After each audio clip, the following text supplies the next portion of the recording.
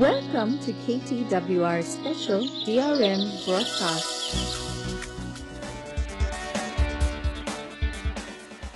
ஏன் இப்படி நடந்துச்சு? எப்படி இது ஆச்சு? ஏன் என் நிலைமை இவ்வளவு கேவலமாயிடுச்சு? மனுஷனா நான்லாம் இந்த மாதிரி தன்னை பத்தின ஒரு ஆழமான வெறுப்பை கடந்து வராதவங்களே இருக்க முடியாது. இந்த வெறுப்புக்கான பின்னணி தேவையே இல்லாம நம்ம குழந்தைங்க மேல பயங்கரமா கோபத்துல வெடிச்சு கத்திருப்போம்.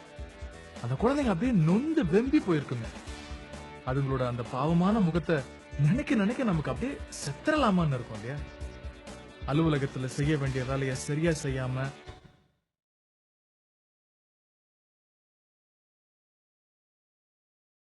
ஈட்ட உணர்ச்சியை உண்டு பண்ணிரும். ஏன் அப்படி நடக்குது? ஏன் கிறிஸ்தவங்க தவறி விழறாங்க?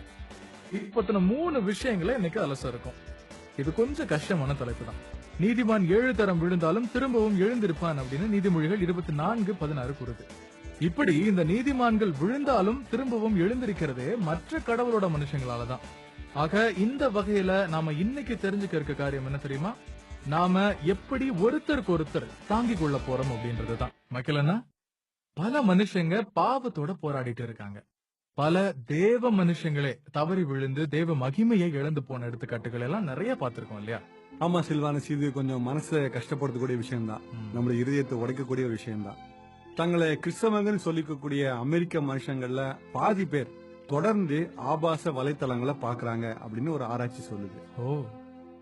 ஆனா எப்போதுமே எங்க பாவத்தோட சேர்ந்த பிரச்சனைகள் தொடருதோ அங்க அதற்கான காரணமும் இருக்கும்.